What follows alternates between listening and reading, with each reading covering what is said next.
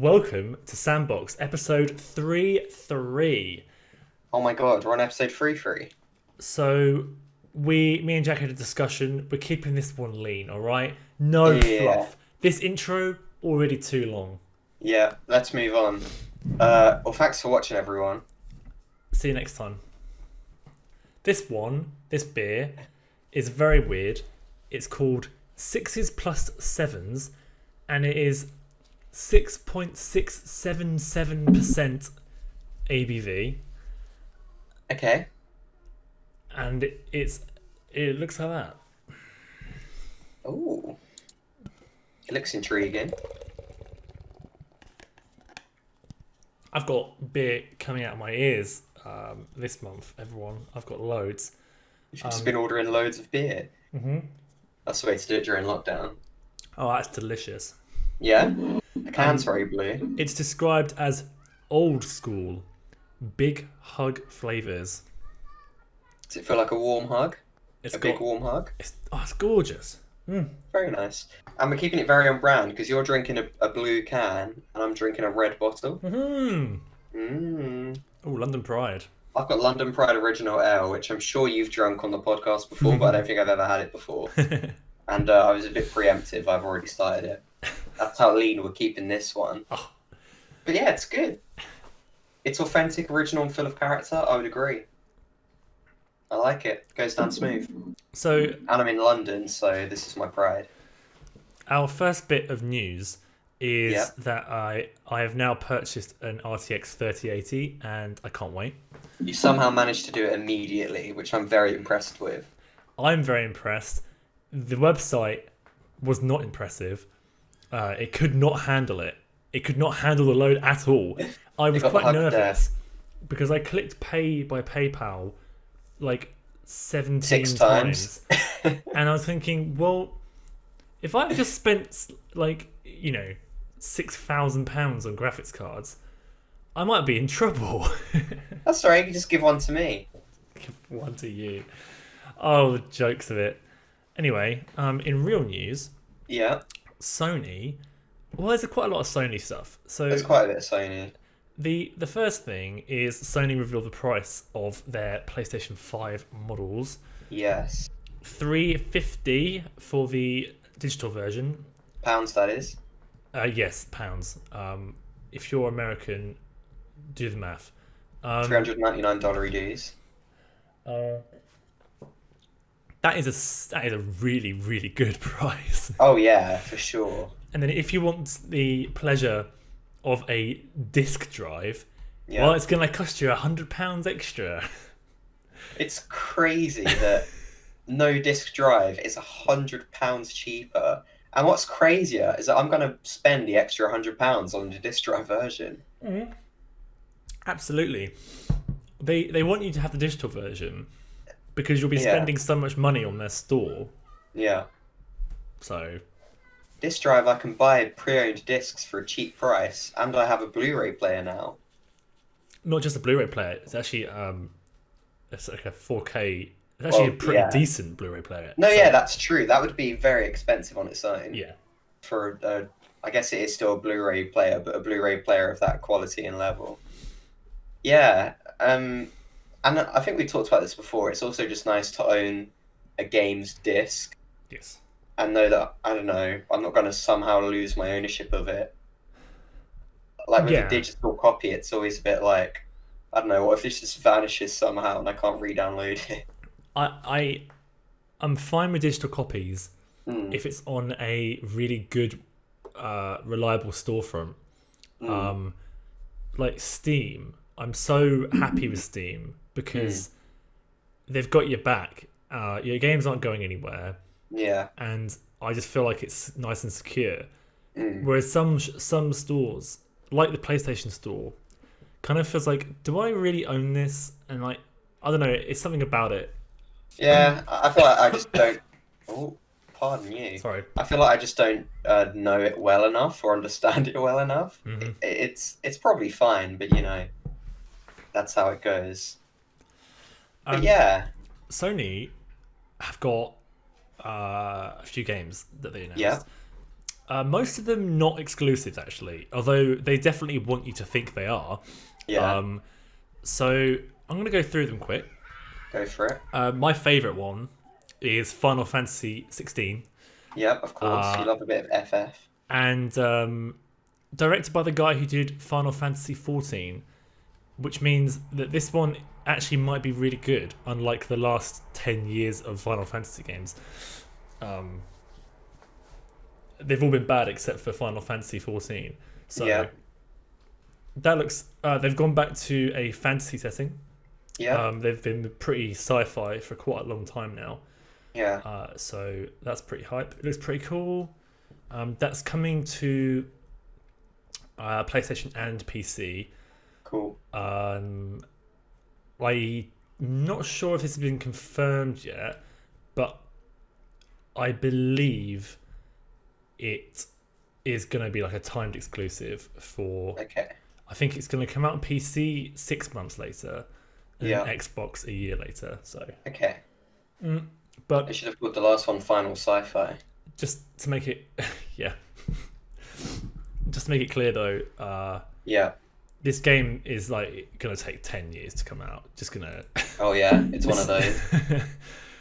This is not a game that's going to come out anytime soon. They showed off the early alpha. Oh, it was basically just a CGI trailer with a little bit of gameplay thrown in there. I would like it if they showed what they currently had, and it was just like a stick man walking along and interacting with a box in a very clunky way. No, I'm going to be honest. They showed you gameplay interspersed, and Oh, okay. you cannot tell the difference between the gameplay and the cutscenes because Okay. this is PlayStation 5 and Yeah, that's games promising look stuff. amazing. Yeah. Even in gameplay. No more Sonic 06, where it's so jarring when it cuts from cutscene to gameplay. Imagine I want to see what the Sonic game is going to look like on next gen. You can see every follicle on Sonic's skin. But the game, Sonic 06 everything else about cutscenes it, looks like Final Fantasy. they actually do. Yeah. They have like Final Fantasy characters and everything. Yeah, they're all like anime. It's a really bizarre design choice. Welcome Right. to Earth. What's the next Sony game? They showed off actual gameplay of Spider-Man Morales, Mhm. even. Sorry. Very exciting. Miles Morales. That's what happens when you just read a line of text. Completely And phonetically. yep. uh, the next game they revealed is Yeah. really exciting. Do you remember there was a Harry Potter game that got leaked? I think last year. That was going to be one I was going to mention. Tell me all about it. Well, I mean, I don't know a whole lot about it. It's an open world.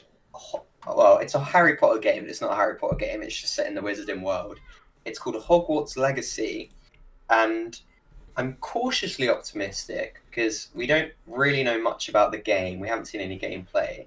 It's all very cinematic, but it looks like it has huge potential. It's an just RPG. It's an Like, open it's world so cool. action RPG where you go around Hogwarts as a student and you can you can create a character, you can make choices, you can do a load of stuff, and it looks cool. And it's set in like the late 1800s, which Yes. I'm pretty sure people have been saying that Dumbledore should be a student at the time the game is set. So That's maybe we're very going to see cool. child Dumbledore. And the plot is, I think you're a late bloomer fifth year student who starts Hogwarts in their fifth year. So you get like the spectacle of joining Hogwarts for the first time, but you're not playing as like a dumb 11-year-old. You're like a cool 16-year-old. That's actually incredibly encouraging. I didn't even think about that. Yeah, I think that's kind of cool. I'm I feel like so I'd rather glad. play as an older teen than a kid. Yeah, same. And I also, like you just said, I would also want to have that welcome to Hogwarts experience because Yeah. that's the most exciting part of I think Harry that's Potter, a isn't it? cool way to go around it. Yeah, it looks. I mean, the cutscenes and the animations are very pretty. It looks very beautiful. There might be a bit of gameplay actually interspersed into this. It looks cool. There's some cool creatures and stuff. Some fantastic beasts and where to find them. Yeah, Yeah, there's definitely some interesting performance issues in the trailer, but it looks. I mean, it's a proper Harry Potter game. That's Yeah, I don't know why we haven't had what. anything like this yet. Yeah, really A weird. Harry Potter RPG seems really obvious, but yeah, I'm I'm cautiously optimistic. It looks very cool, but Um, I'll wait to see more. I also think there's going to be an element of choosing to be like good or evil, which I think is kind of cool. yeah. Which probably means Slytherin or other. Hopefully, it'd be cool. Hey, if it's an RPG, it'd be really cool if each house had their own distinct perks Like and stuff. hubs. Yeah. Well, yeah, hubs, but also you get a little bit of extra, whatever courage if you're in Gryffindor, blah blah blah. Yeah. That'd be pretty I'm sick. sure that's how they'll go about it. All that stuff's really cool. Because that's like the best part of Pottermore is imagining yourself in the Harry Potter world. And then the worst part of Pottermore is everything else. So this seems like No, I'm actually. yeah. The more we talk about this, actually, the more I'm quite hyped for this. Actually, this I'm this could be quite really hyped. good. I just This really want to know more about it. this is coming to all platforms. In 2021. Yeah, we'll see about that. Well, yeah, that's another thing. But yeah. Also, sorry, I'm just watching the Miles Morales footage for the first time because I didn't actually look at it earlier. yeah. It looks really cool. I mean, it looks very it looks just like an improvement on the Spider-Man game, Mhm. which is good. That's pretty much all I want out of it. But yeah, carry on. God of War was teased and is expected Ooh. to come out next year. That's really exciting. God of War was one of my favorite games of the last We find Miles' generation. new So there's not much information on that particularly. It's just kind of like God of War. And one big hype. thing is it's called God of War Ragnarok, which Yes. suggests it's still going to be Nordic themed. Yeah. So probably no Egyptian gods, Yeah. which I mean, is a bit sad. I mean, there's a lot of Norse gods that you can play with. Yeah, I mean, you didn't see any of Thor or really any of Odin or anything like that. So there's still a lot they can do with the Norse gods. But I just felt a bit like I've had so much Norse mythology in the last 10 years that it'd be cool to get an Egyptian theme. But I'm still hyped. It's cool. The Miles Morales gameplay trailer is really, really sick. Yeah, we both just keep going back to that. Yeah. The next game, which is I'm most hyped about. I mean, other than Harry Potter, but I'm most hyped about this one because this definitely is coming soon, Mhm. and I don't think it's gonna get delayed. Is 8 Lidge Resident Evil. That took me a while. And Yeah, 8 8 Lidge looks like they're basically carrying on the formula of 7, Yeah, like full which I stop. think But is a it's just gonna perfect formula. yeah, like I don't even. They've obviously added some more stuff and whatever, but just carry on with that formula for now. It's really I mean, good. You played it recently, so this is a good time for you to see Yeah. it. You still got that hype. Yep, Yeah, I mean, I think they should definitely keep the franchise down this track. It's really cool, really spooky. It's solid stuff. it's a perfect blend of 7 was a perfect blend of realistic Outlast style horror, just Yeah. like blunt human, like awful, but also the kind of very Paranormal. Capcom-y, over the top, like stupid, because like Resident Evil is stupid, right? They Yeah. have like there's so many characters and they always give you rocket launchers and all that crap. Yeah, It actually still has the stupid stuff in there. yeah. Yeah, It's I mean, really good. they've got the kind of over-the-top zombies and body Mhm. horror and all stuff like that. And like Chris Redfield is just a hilarious character. To I me. know. He's just so over the top. He's like so- Duke Nukem. It's He great. is. And He's seeing so him- Duke. I think it's even better to see him in these sorts of Resident Evil games because it's such a jarring, like, antithesis to everything else. I Yep. love it. Yeah, I'm very excited for that. I might actually get this one because I never buy Resident Evil games. I just watch people play them. I'm definitely going to get this for Yeah, sure. maybe I'll watch you play it. The next game, which is Yep. actually this is actually a launch game. Ooh. Um, it's it's a special edition. It's Devil May Cry 5 Special Edition. Oh, okay. And it's actually kind of substantial in that you. I mean, I'm not spoiling anything because you're not. I don't think I can spoil Devil May Cry 5 for you particularly. Yeah. But Virgil, who is Dante, the main character's like arch nemesis, is revealed to be the villain at the end of Devil May Cry 5, Yeah. and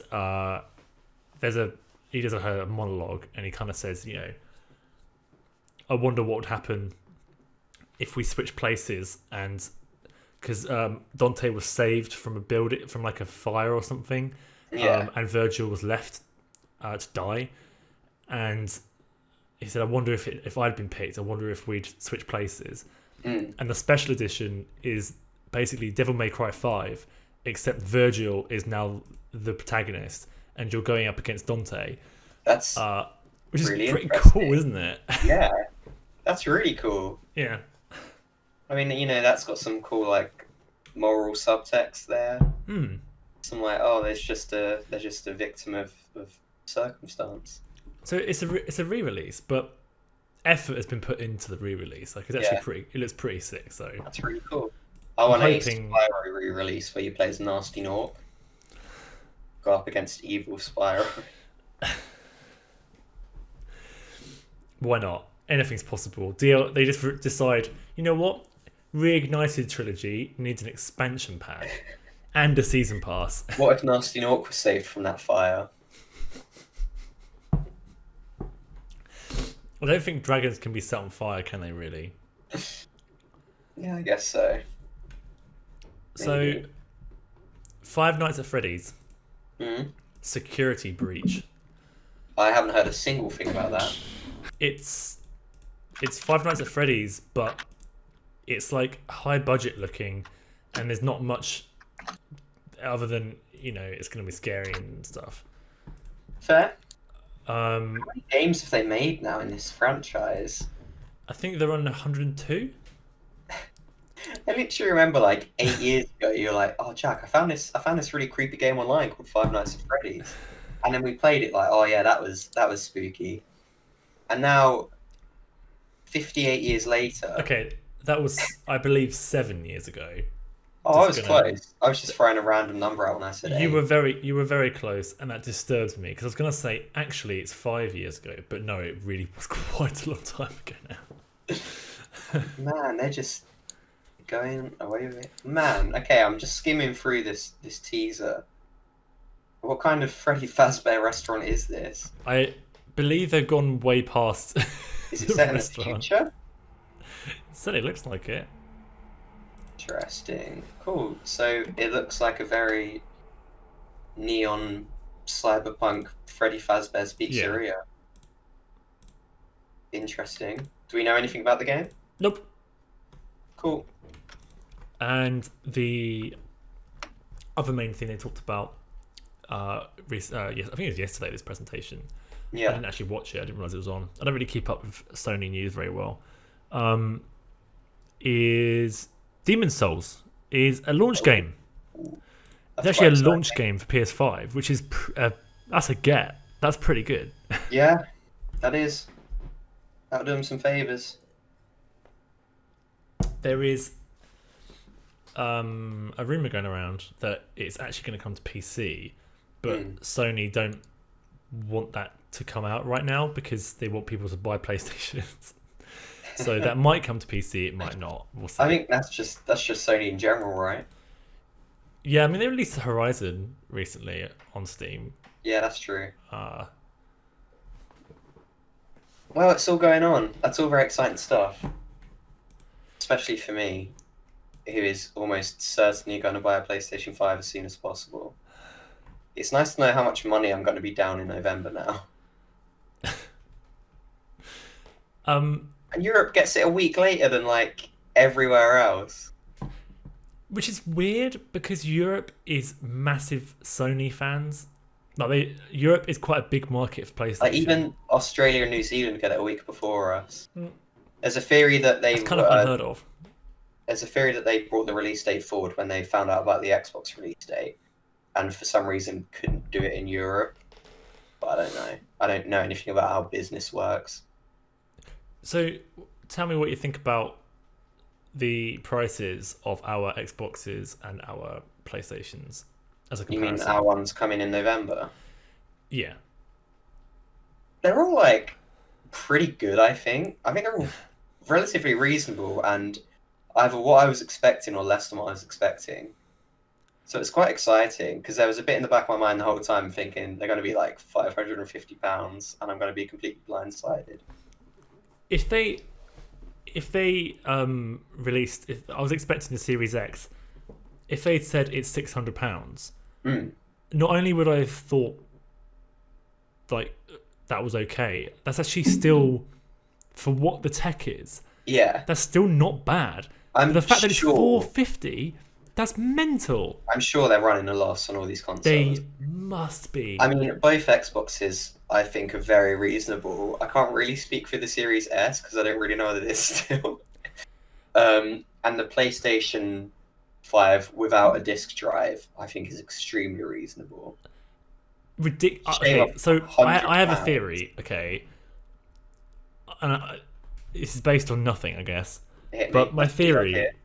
is Xbox were always gonna do this price, and Yeah. they want to make back the money on Games Pass. That's their Mm. plan.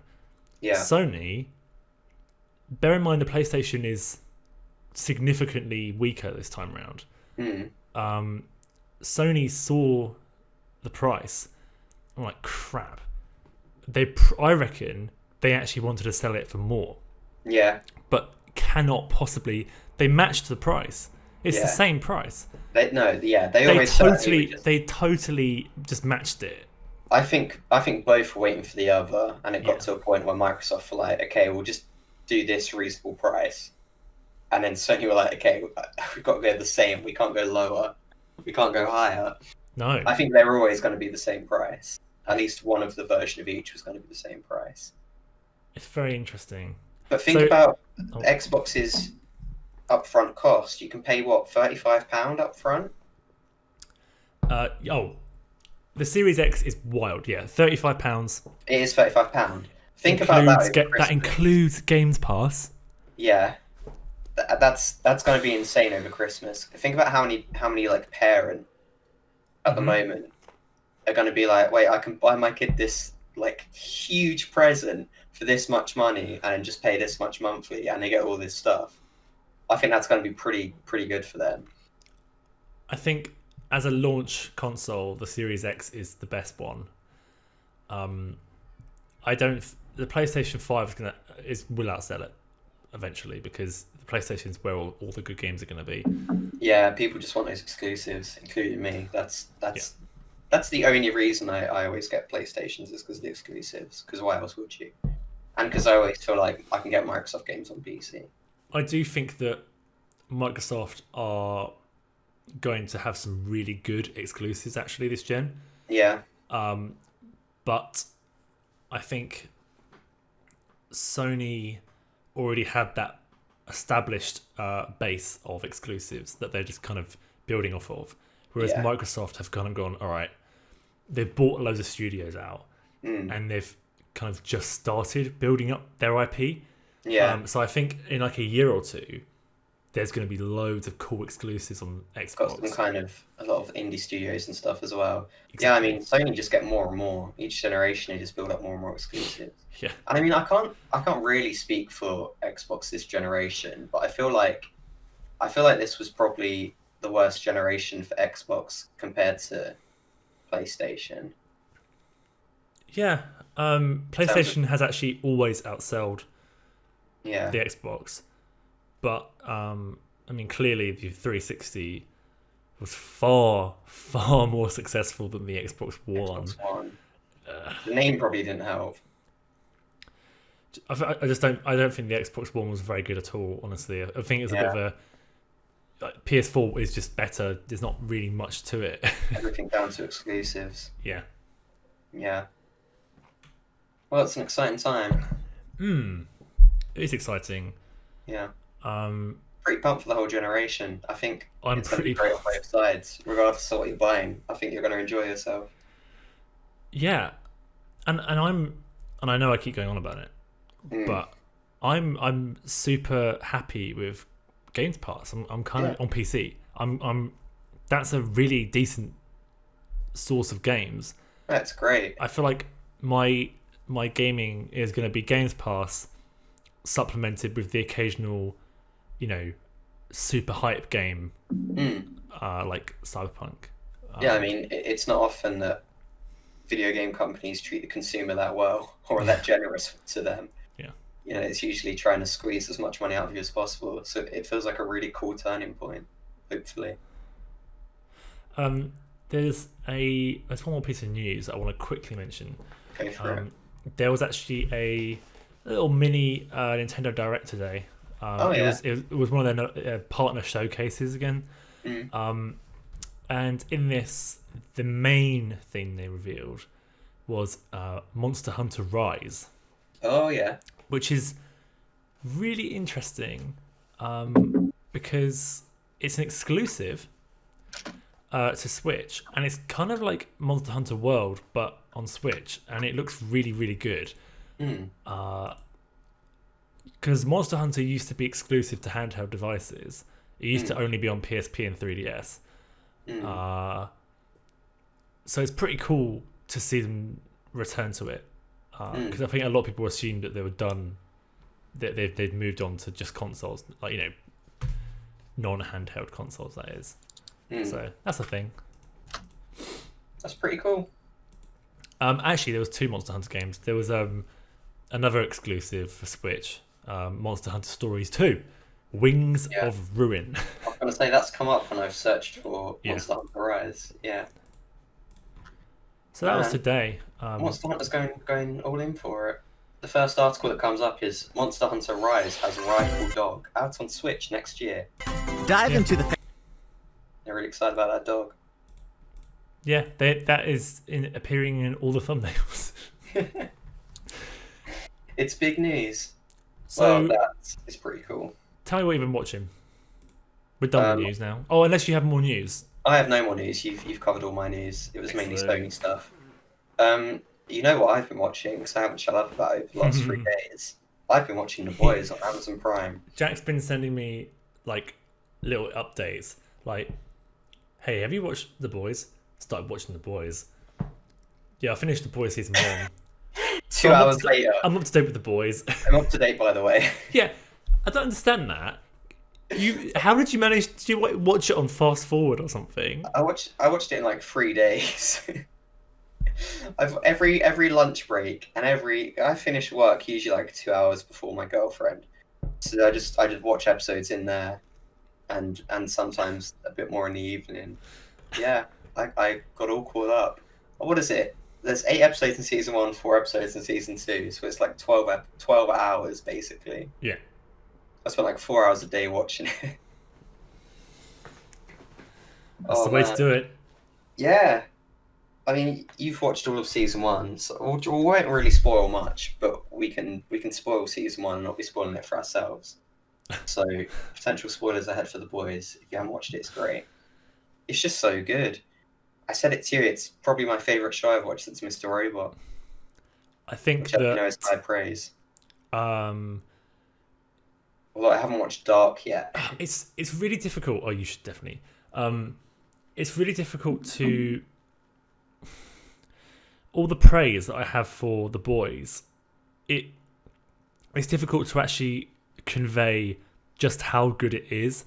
Because you can say the characters are really gritty, and it's oh yeah, all right, whatever. No, really, no, it's actually quite messed up. The characters are damaged people. Yeah, really, and what's the main character? The main superhero that is. Homelander. That's it, Homelander. Homelander. Yeah. Give me a word to describe Homelander. He's Terrifying. just so many layers of messed He's up. really, really good. The guy Yeah. who plays him, Anthony Starr, is so good. Like he is just absolutely terrifying. I mean, it's been done before. So the main it's about it's about superheroes are real and they're sponsored by this corporation, and everyone loves them. Blah blah blah. Just like in real life, everyone loves superheroes, but behind closed doors, they're actually all horrible people, and they're all just really self-absorbed, evil celebrities, essentially. And then there's this group of normal humans called the Boys who are trying to take them down. But then it's like, how do you possibly take them down when they're one, immortal superhumans, and two, backed by this corporation that's basically like Disney and Amazon and everything else combined. And then, so the main team of superheroes. That's a really good way of describing it. Yeah, the main team of superheroes is called the Seven, and it's literally the Justice League. And Homelander is the Superman stand-in. So we've had like evil Superman stories before, but this just feels so good because he's so like psychotic and sociopathic, and has weird mummy issues because he was never raised by a I mum. mean, there's weird, and then there's this is more than Insanity. weird. This is Yeah. actually He yeah. basically has a sexual He's relationship deranged. with his maternal figure. Yeah. It's crazy, and yeah, but it's not as easy as like. It's not like he's evil and he's taken over the world, because he still wants to maintain this image that he's a hero and he wants people to love him. So it's not like he's so out of the realm of being defeated, and he doesn't have some stupid weakness that we know of like kryptonite. It's like you've got to be really methodical about how are we going to do this. It's quite clear that the only way they're going to bring him down is with the help of other non-corrupted heroes. Superheroes, yeah. Because he is Superman. And I do think that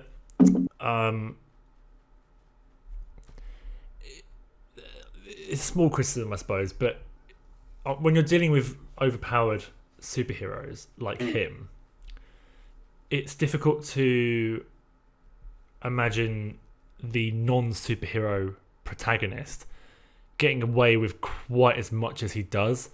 Yeah. This, you see Homelander flying around all over the place quite often, and he has like super hearings. He's Superman. Yeah. So you know you have to suspend disbelief a little bit when it comes to Homelander. It is a tough one because there seems to be, he seems to have to want to focus on something to see through it or hear it. So you don't really know the full extent of his powers, which I think lets the show get away with more. True. But I do know what you mean. I think they do a good job at explaining why these characters haven't immediately been killed by these other characters. But it is really interesting. Full-on spoilers here for the first season. I think it's just the first season. No, I'm worried it's the second season. Okay. Maybe don't. I mean, you know what Compound V is? Yes. You know the full extent of what it does? Right, yeah. What were you going to say? It turns them into superheroes. Yeah, okay. So I assumed you did know all that in season one, but I watched that's like the end of season one. Second guessing myself. So there's also that angle where it's like they could surely take Compound V themselves and give themselves powers. Although they do also say that it doesn't work on adults. It wouldn't surprise me that much if they actually did that, because we do see the super terrorists, and the super terrorists do appear to be adults who have taken Compound V, right? Yeah, that's what I was trying to refer to without spoiling anything. Yeah, so it seems like it's either harder for them to take as adults, or I don't know, it just has more negative effects. Mm-hmm. But I also don't know anything about the comics. I've been avidly avoiding comic spoilers. So if this does happen in the comics, it's just me being a genius. I'm pretty sure that we're going to see all of the boys with superpowers at some point when they take Compound V, or at least like that's going to be the very end. Is like Huey injects himself, and then... I can see them, like half of them dying from it, or they get yeah, superpowers. They all manage to get it, but die in the process of using their powers. They they win, they're victorious, it's but then sweet die ending. afterwards. Yeah, Yeah, it's interesting. it's really interesting. Oh my god, I have to talk about this as well. The plane scene in episode 4, that is absolutely phenomenal. That is one of the best scenes of TV I've seen in a really long time. Wow. Oh, It's high so high good. budget as well. Jesus, like that Oh, is the whole show. it's amazing. It's Amazon just showing off their money. It is, isn't it? It's so good. I mean, the central plot is the main character's walking around with his girlfriend, and then the stand-in for the Flash, he's called A-Train, just runs straight for his girlfriend and obliterates her. And there's the slow motion scene of it panning around, and you just see all the viscera and the blood flying in slow motion. The Apparently, that's gore, been like 8 months to make just that shot. the Just so gore is unbelievably good and detailed. yeah, Like it's crazy. it's a very violent show, Mm, and it makes you feel like uncomfortable. Like, yeah, it's very well done. and it actually uses like the superheroes to cover real world topics in a really good way. Hmm. Like there's a lot of like Harvey Weinstein-ish sexual assault in the superhero. I mean, that's like the predominant. That's the first thing I thought of when I saw the Seven. Was it's just Hollywood, isn't it?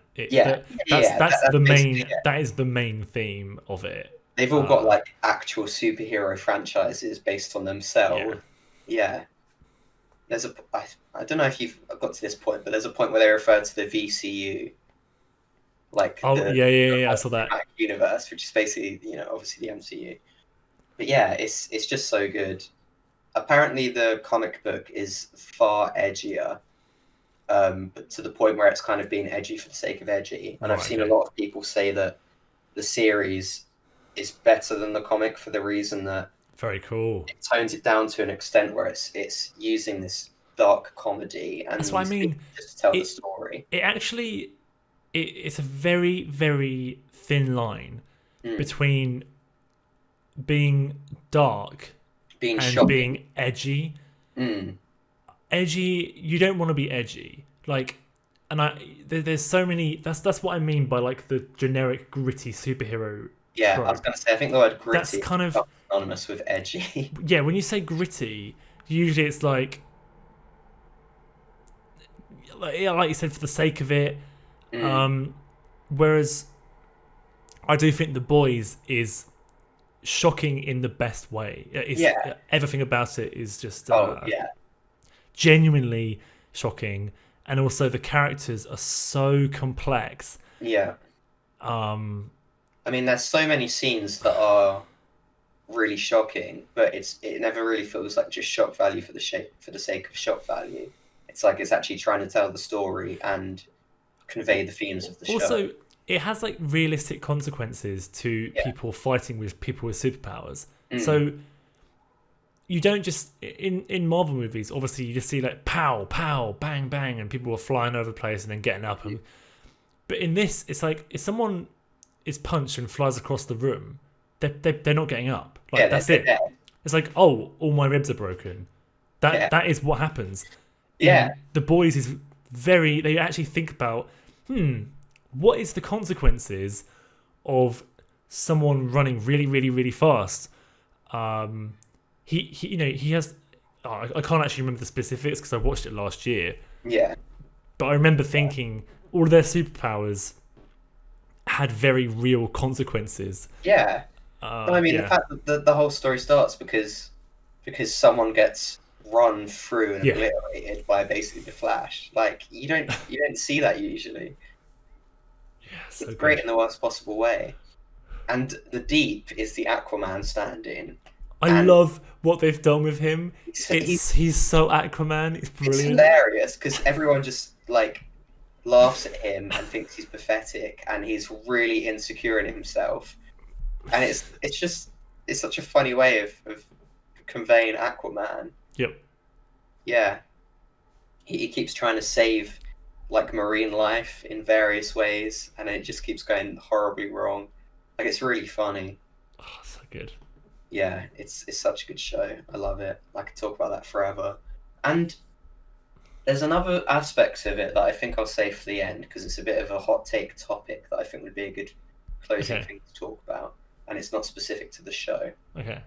We'll get to that. But Remember first, that. do you want to tell me what you've been watching? I watched Iron Man 2. Oh yeah. I'm rewatching all the Marvel movies for like the third or fourth time again. You know what? A lot of these movies age very well, and when you watch them again, you actually appreciate them more, I feel. Yeah. I really enjoyed Iron Man 2 It's really funny. a lot. And that film, like when it came out, and generally just people's opinion of it is not great. There's a really good movie. I really enjoyed Iron Man 2. Man, I need to rewatch it. All I remember is Whiplash wanting to see a bird. My boy. No, Whiplash is completely throwaway. Yeah. But he barely appears in the movie. It's not about him. Yeah. It's about he's just a stand-in villain because you have to have a villain. I don't remember the villain. Well, It's the guy with the glasses, and he tells him he's going to show him his bird, but I don't remember who plays him. yeah. Oh, I don't know who plays him, but it's Hammer. I think his name is Jason Hammer. This is a character. Yeah, that's really weird. I need to rewatch that film. Um, And I remember Black Widow's introduction, everything. Iron Man being in the donut. it's just kind of actually a pretty well done movie in the end. And they sow so many seeds for the MCU. And they do in Iron Man 1 as well, which I watched 2 weeks ago. Yeah, I always find that. I've rewatched that quite a few times since, and it's always quite funny to be like, oh, they do actually reference things that happen later on. Yeah, quite a lot. You don't, but clearly, it's ignoring the Hulk. That's the first MCU movie, and so you don't realise how far ahead they thought. Also, Incredible Hulk. I quite enjoyed actually watching Incredible Hulk. Again, that movie's a bit of a weird one because they also sowed loads of seeds. Yeah. But Robert Downey Jr. is in the after credit sequence. Yeah. It's so bizarre. But not. It's weird because they sow seeds for future Hulk movies, which never come to fruition. Like they actually had a villain. They actually made a new villain who is one of the main villains in the MCU. I think it's called the Master or something. Like in the movie, there's a scientist who gets the gamma ray treatment, and it goes to his brain, and so he has like a Hulk brain as opposed to Hulk muscles. But that character is probably never going to come back. I would love it if they just carried on making Hulk movies with Mark Ruffalo and every other actor and actress was the same. Because, like, characters get replaced with different actors a lot, but never the main protagonist. Yeah. Also, Martin Starr's in that, right? For like a split second. And apparently he's supposed to be like the same character as the teacher in Spider-Man, in the Spider-Man films. Which I think is really funny. He's like a pizza delivery man or something, I don't remember. I think they should make an Incredible Hulk 2. Edward Norton is just still the Hulk. They don't explain it, and it's all relevant to the MCU. Like, you have all the Avengers are in it. No, there's like a they make him flashback canon. scene. There's a flashback scene where Edward Norton gets a gamma ray treatment, and it morphs him permanently into Mark Ruffalo. You know, if they actually did that, that would make me really happy. Like, he's trying to cure himself, but instead he just permanently becomes Mark Ruffalo. Why don't they do that? There's like a general character who's first Yeah, in the Hulk, and he he becomes appears like a later on. recurring character in the MCU. Yeah, it's really funny, isn't it? Yeah, it is really funny to think about. They didn't expect Edward Norton would ask for more money. Who'd have thought Um, Edward Norton would be difficult to work with? so in terms of what I've been playing, I'll Yeah, quickly shout this out. go for it. I've been playing a bit of Gary's mod. Yeah, Um, I have been setting up a server, which I would very much like to do some videos on for this a channel. troubling terrorist town server.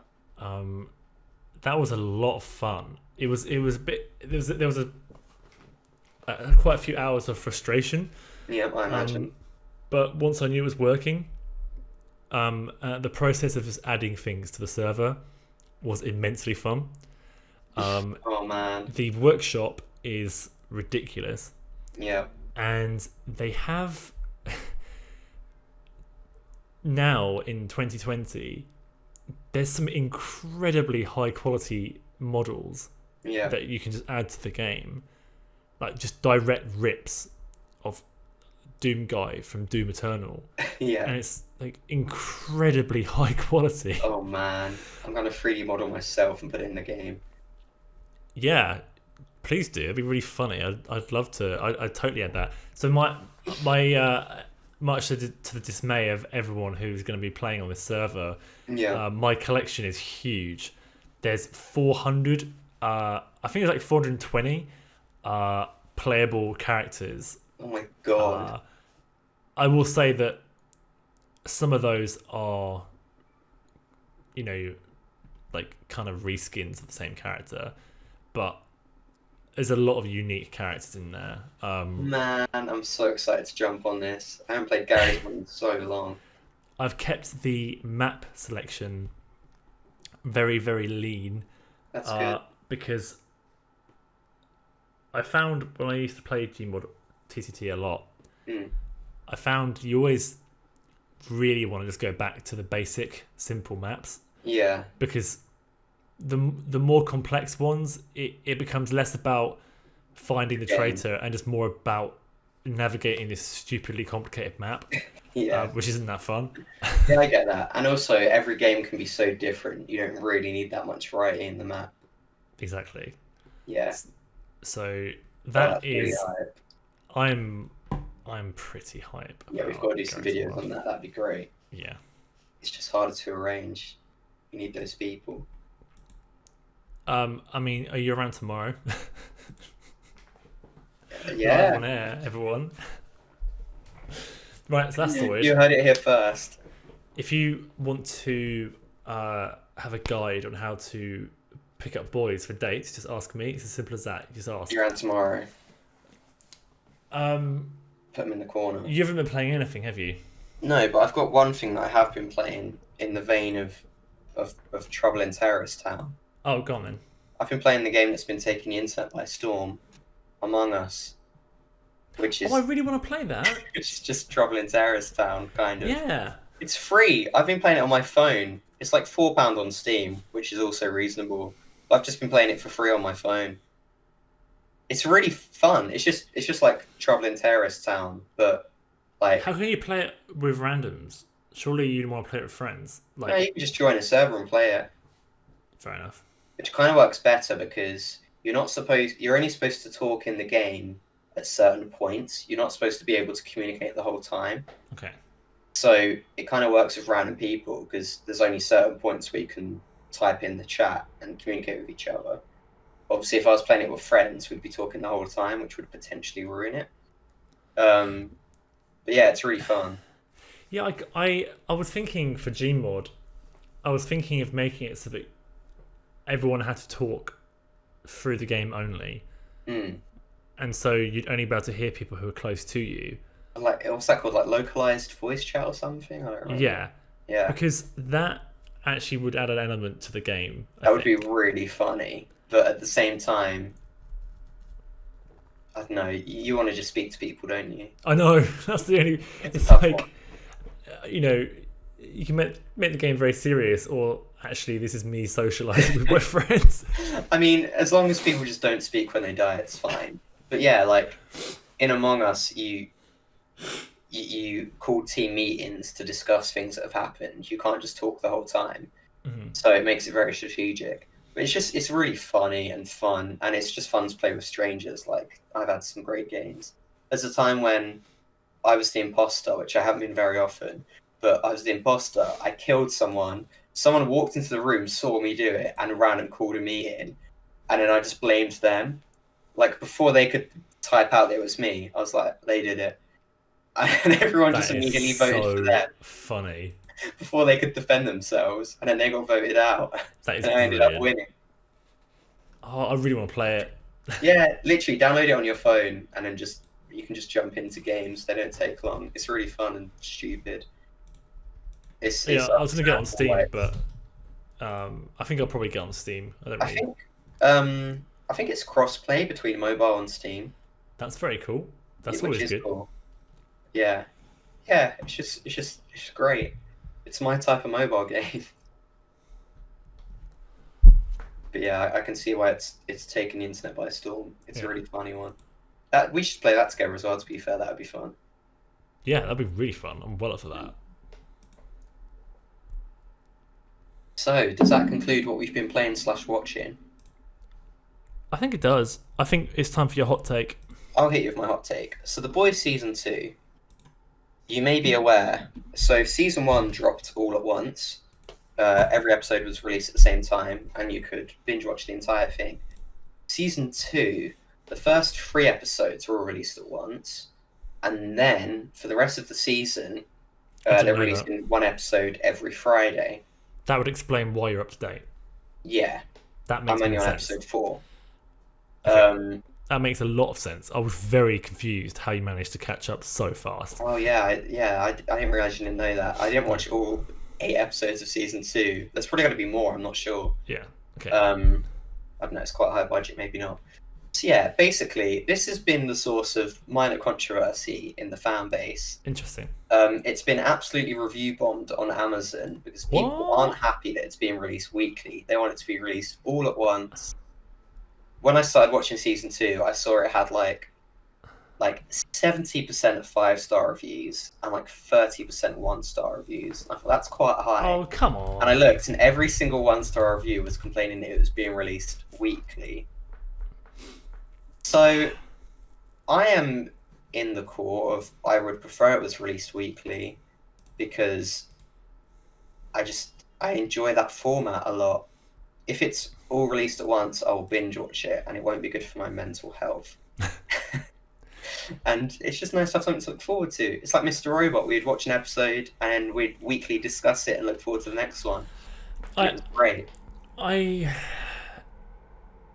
have no problem with it being released over every week at all. So the argument that some people had, which I think is the only possible valid argument you have to be angry that it's being released weekly, is that they had to extend their subscription to watch the show for as long as it was going. They're saying if it's all ready, can they not just release it now so that I don't have to pay for as much Amazon Prime? Mm-hmm. Which, sure, yeah. I guess that's a valid reason. Yeah. If it's ready now, you just want to watch it now. But I don't know if that's strong enough. Because I don't think it's a problem at all, honestly. I mean, it's hard for me because I don't pay for Amazon Prime just for the TV. I pay for it for everything else. And I pay for it yearly anyway, so this wouldn't affect me. I guess unless it was coming up to the end. I thought you had to pay for it yearly. I think you do in the UK, but I think in the US you don't. You can pay for it monthly. So for us, it wouldn't matter anyway. No. So I think it's more people in the US that do pay for it monthly. I don't know. It's kind of a weird one because there's always gonna be a bloody controversy with every great thing. So anyway. Whatever, like. But I do kind of see the argument, but at the same time, I'd probably be willing to pay monthly for Amazon Prime just to watch this show anyway. But yeah, I really enjoy the weekly format, it doesn't really bother me. And then there's I don't think I would say on balance, having them all at once is better because then it gives you the option to watch it at whatever pace you want to watch it at. I guess so.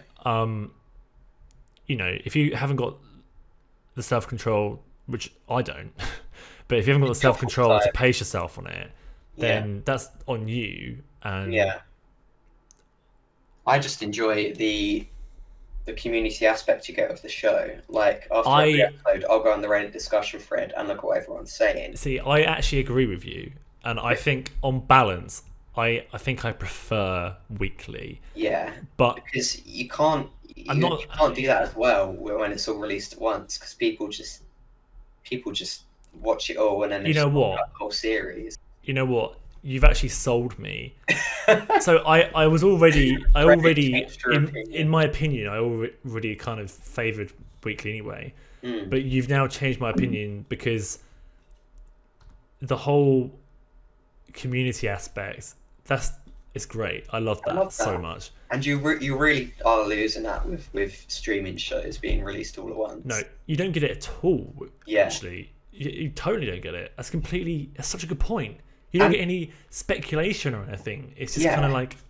And it's good for the show because, I mean, maybe this isn't a good a good argument because it's like, I don't know, just corporate shilling. Yeah. But it's good for the show because the longer it goes on, the more they can market it and the more people are talking about it. Like, I didn't watch season 1 because everyone just binge watched it and then forgot about it really quickly. But season 2, people have been like talking about it. I can't wait for next episode. It's been marketed. The Boys is weird, actually. I really enjoyed season 1, but yeah, I haven't really thought about it at all. No, the only time I saw anything about it was when I was going on Amazon Prime to watch other things. Yeah, like Mr. Robot. I do think in general they've pushed season 2 a lot more than they did season 1. I think it was more successful than they were expecting, and they spent a lot of money on it. I mean, season 3 has already been greenlit. Nice. Like months ago. So they're clearly going all in with it. But yeah, I can kind of see the point. Or I can kind of see why some people would be angry if they were having to pay more money to watch the show. But I don't know, it's kind of like, it's a tough one because it's Amazon as well. I know. Like, I don't want to be like, oh, just give Amazon your money so you can watch the show. But Amazon have a lot of money.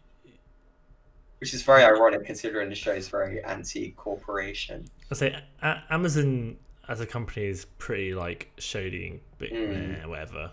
But I don't think the creators behind the Boys are those people. Yeah, it is a weird one, and then there's the argument of, is review bombing it the answer? Because I would obviously I hate this culture. Review bombing is stupid. Like, man, okay. There are some times where I actually think review bombing is appropriate. There totally is a space for it. Example, we talked about it last episode. That wrestling game, which had adverts put in after a month. The funny thing is, adverts for the Boys, but yeah. That deserves review bombing. Yeah. That is a huge change to the product. Dissatisfaction with it. Yeah. And because review bombing something like this, it's like, oh yeah, let's give bad reviews for this show. The show's fantastic. Don't review the show as being bad because of something that is definitely not. The creators did not go. I mean, regardless of the fact that we actually have decided we like the weekly format, regardless of that, that wasn't the writer's decision. That wasn't the actor's decision to do that. So the show's fantastic, and no, because that's the thing. It's like, if you love the show so much, then review bombing it, like that, people want to see it all at once because they love it so much. Then if you review bomb it, you're lowering the chances of getting more of it in the future and of them finishing. It leaves a bad taste in my mouth. I hate seeing stuff like that. Yeah. When it's a good product, it just makes you think. We've had it. Obvious example, Last of Us 2, fantastic product. Oh, let's review bomb because I don't agree with some of the whatever in it. Doesn't mean it's a bad product. Like, it is stupid. But then at the same time, you could argue that, I don't know, how do people express their dissatisfaction with the model? like right to Amazon. I don't know, but yeah, like you say, you're not reviewing the product at that point. You're reviewing. Review bomb the Amazon Prime app, the Yeah, Prime Video app. Say I don't yeah, agree with this, yeah. because No, yeah. ultimately, I guess that would actually, be the it's answer. not the show. It's the platform. Yeah, So yeah. yeah. I mean, I think review bombing in general is really stupid. Like you say, It I guess. does. Yeah, it does have a place. Yeah, I guess there are If exceptions. the product that you have paid money for has been updated in a negative way, Mm, then you should be able to go back and say, "Hang on, no." mm. But then at that point, that's not even really review bombing. That's just reviewing. I feel like review bombing is specifically people just going to something they don't know anything about and just giving it negative scores. Okay. I mean, in my head, I always think of review bombing as like a influx of 1 out of 10 reviews Yeah. when a product is clearly not 1 out of 10. Like even with the adverts, the adverts added to that game, Mm. it doesn't make it a 1 out of 10 game all of a sudden. Yeah. It would lower your score. Yeah. Obviously, The actions the behind only it way are you're one actually out going of to 10. get the only way you're going to get your voice heard is if you give the whole game a 1 out of 10. Yeah. So that's what I'd call a review bomb, Yeah. which which is the whole problem. I actually think, um, like, I can't. I'm gonna say this word wrong. Aggregate. It's aggregate, isn't it? The Yeah. sites, yeah, the aggregate sites like Metacritic and IMDb. There's flaws. I get it. Yeah. But when you look at critic reviews and you see the average score of critic reviews, it gives you a fairly nice, generally example of what things or of how good the movie is. Mm. I know that it's all opinion based and it's very, you know, but I think generally critic scores averaged up gives you a pretty good idea of the quality of a product. But Yeah. then the user scores are completely nonsense. Yeah. It is okay. Here's 100 reviews. Half of them are 10 out of 10. The other half are 1 out of 10. Yeah. Oh, I guess this is a 5 out of 10 game now. No, yeah, yeah, that is completely true. I mean, I think the thing with review bombing, if I see something's been review bombed, I'm just like, okay, I'll look at some of the things and see why, and then you can just make Yes. an informed decision based on whether you agree with what's Yeah. happened. That's what I did with the boys. I was like, oh, why is there all these 1 out of 10 reviews? And everyone was like, oh, why is it being released weekly? It's like, okay, I guess I can go back and enjoy this product. I think Steam has a fantastic way of dealing with review bombs in that they show you a graph of reviews over time, Yeah. and they will say when this game came out, it had really good reviews, but the Mm. last month it had terrible reviews, Yeah. and then you get to actually go back and look at the reviews over time, Yeah. and it will tell you this game currently has an overwhelmingly negative score, Mm. but it used to have a very positive score. Yeah. That's so good. Like, that gives you a Yeah. real good idea of what you're about to buy. It's really helpful. And Because, like you said, you might now decide, actually, yeah, this sucks. I'm not supporting this. Or you might say, well, hang on. I don't care about this controversy. I just want to play the good game. And I know it's a good game because people used to like it. yeah. Yeah. It's good. And you can't rate things out of 10. It's just would recommend, would not recommend. I think Steam has actually got like one of the best review systems. Systems. No, no, it is good in fairness. I feel like I trust Steam reviews more than pretty much anything else I would look at to judge the quality of something before I buy it. The only time I don't, I do. It sometimes is tricky if you have a controversial game that on launch day, Mm. but generally, I would say Steam reviews are good, and you get loads of them. Like, people love writing Steam reviews. There's so Yeah. many of them. Yeah, and there's generally very high quality reviews at the top, if not Yeah. always. Mhm. And I like that you can rate things as helpful, unhelpful, or funny, I know. because that's the three things people are trying to be online. Yeah. I think just that alone really helps. It's good stuff. Yeah, That, I think, is the end of the podcast. that concludes everything. We've covered review bombing. We've covered weekly releases of TV shows. We've covered PlayStation. But is there actually anything else to talk about in just society I think on the 17th of September I think 2020? we've completed podcasts. You heard it here. Like normal in these podcasts, if you've made it this far, then obviously you've already won. Yeah, At life, you've done a good job getting this far. yeah. And so we raise our empty can and bottle to you Oh, and bid you farewell and have a good travel home. cheers.